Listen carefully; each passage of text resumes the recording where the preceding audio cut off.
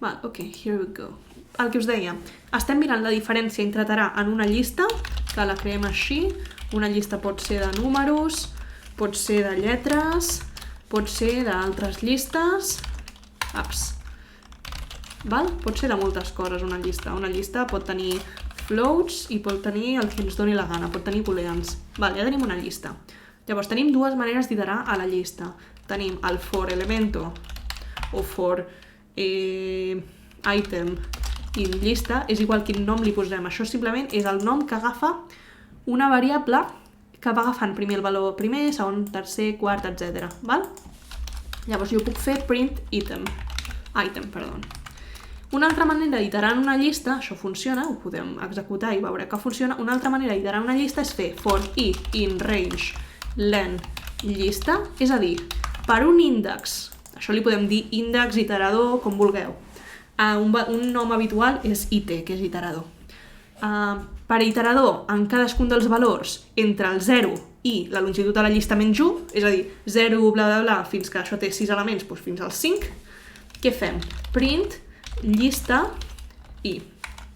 Llavors, el tema és que iterant d'aquesta manera, si aprenc a escriure, l'índex out of range, it no existeix, és it, perdoneu. Iterant d'aquesta manera, podem accedir a cadascun dels valors de la llista i canviar-ho. Us ho demostro, val? Faig item per igual a 2 i ho imprimeixo. I també faig llista it per igual a 2 i ho imprimeixo. Llavors, el que jo us vull demostrar és que al final d'aquest for, la llista ha quedat exactament igual. Perquè aquest item és en realitat una còpia del que hi ha aquí, de cadascun dels elements.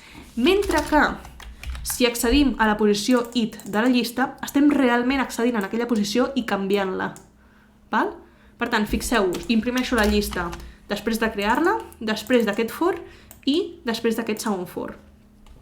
M'imprimeix la llista tal qual, m'imprimeix tots els elements un per uns multiplicat per 2, en el cas dels enters els multiplica per 2, en el cas dels strings els concatena amb si mateixos i en el cas de les llistes el mateix.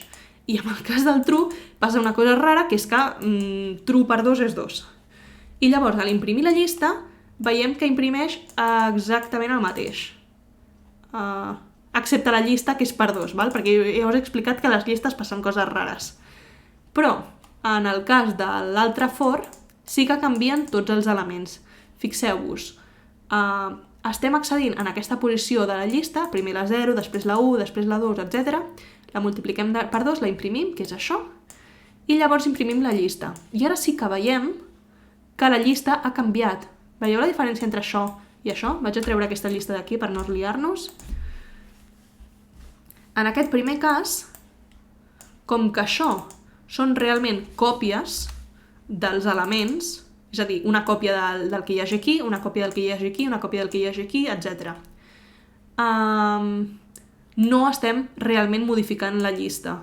En canvi, aquí sí que estem dient, mira, a la primera posició de la llista enxufa'm la primera posició multiplicada per 2, a la segona posició multiplicada per 2, etc. Sí? Queda clar? Això és un clàssic. Us poden preguntar coses de l'estil de ¿por qué esto no funciona? ¿Por qué no me está modificando el valor de los elementos?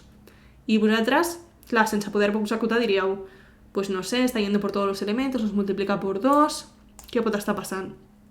Doncs el que està passant és que al modificar item no estem realment modificant els valors de la llista, sinó que estem modificant unes còpies que hem creat i hem anat posant dins d'item. Item primer té el valor de 1, igual que 1, però no és aquesta posició en memòria, sinó que simplement té el mateix valor.